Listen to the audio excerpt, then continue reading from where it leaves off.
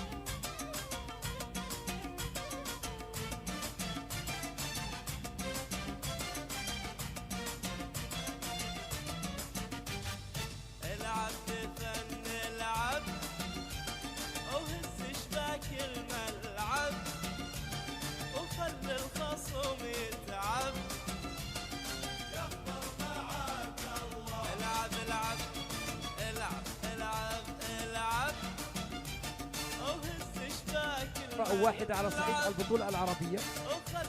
العراق شارك مرة واحدة على صعيد البطولة العربية كانت للمنتخب السعودي. حتى الآن خلينا نشوف الكرة وين في الجناح الأيسر، تمريرات أحمد نبيل، سجاد على طول، وهدف. يا الله، سجاد لاعب المنتخب السعودي.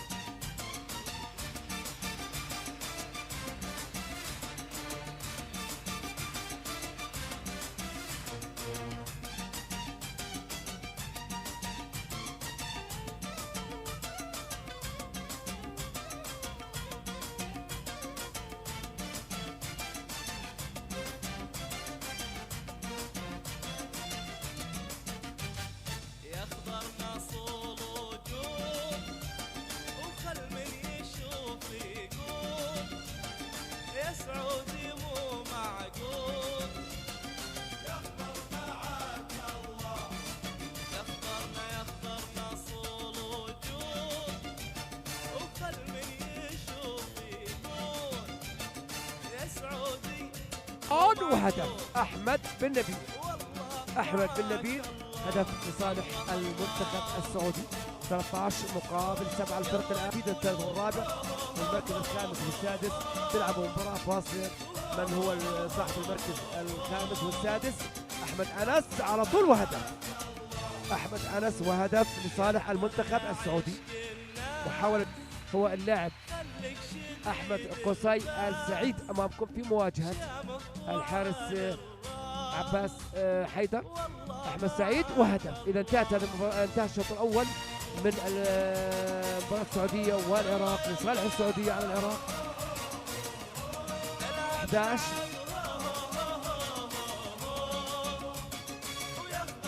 لكن إن شاء الله متواصلين معكم في البث الحي المباشر. 11 كرة على طول المنتخب العراقي. وهنا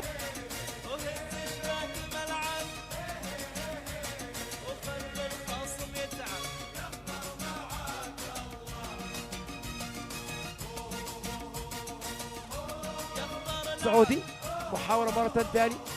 أشوف الكرة اليمين، محمد آل سعيد احمد قيس على طول سجاد وهدف. هدف لصالح الفريق السعودي مرة ثانية. شفنا خروج حسن الفضل ودخول اللاعب شوف البلاي ميكر في الباك الايمن، الباك الايسر في العمق الدفاعي، طيران دخول وهدف اللاعب هذا هو احمد قصي آل سعيد هداف المنتخب السعودي لغايه الان.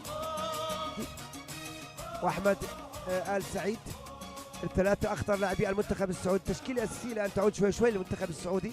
اقتربت الاشواط على طول هدف لصالح المنتخب السعودي. ومهدي آل عباس رقم 57 لاعب المنتخب السعودي. الان آل سعيد سجاد على طول وهدف لصالح المنتخب السعودي. الان 21-16 الان وسع القوة باتجاه الحارس دائما عباس جواد آل عباس.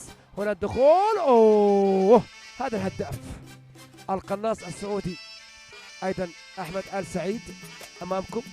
آل سعيد احمد آل سعيد شوف يريد العمق الدفاعي ويدخل في الجهه اليمنى، دخول طيران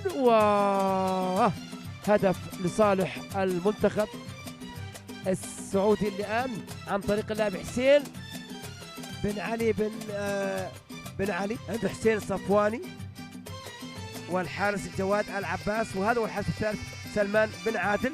تمريرات المنتخب السعودي في الجناح الأيمن طيران متابعة هجومية رائعة سجاد بن محمد وهدف في مرمى المنتخب العراقي. والحارس عكرة طالت وراح بالفاست بريك للفريق السعودي. شوف اللاعب السعودي وهدف برافو. هذا اللاعب احمد آل سعيد هو الان دائما هداف المنتخب السعودي رسمي. ناظم على طول تمريرات كرة مقطوعة للفريق العراقي. خطأ، اذا خطأ اللاعب العراقي.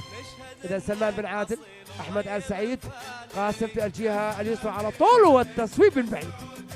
هدف لصالح الفريق السعودي من الباك الايسر امامكم قاسم آل تركي. هاي تمريرة خاطئة. شوف الفريق السعودي شوف الفاست بريك سجاد بن محمد. هدف لصالح الفريق السعودي اللي وسع الفارق. والان الدقيقة 18 ولسه الخبر العراقي. هنا العودة من جديد محمد سمير عفوا رقم 93 وهدف. هدف سجاد لصالح المنتخب السعودي. شوف محمد سمير لاعب المنتخب العراقي هو يلعب في الدائرة والسقوط. الان بيلعب وين؟ لصالح الفريق السعودي مرة ثانية. مهدي آل عباس احمد نبيل احمد آل سعيد سجاد على طول وهدف لصالح الفريق السعودي. هدف لصالح الفريق السعودي 29-21 الفرق 8 اهداف. الساعة 3 امام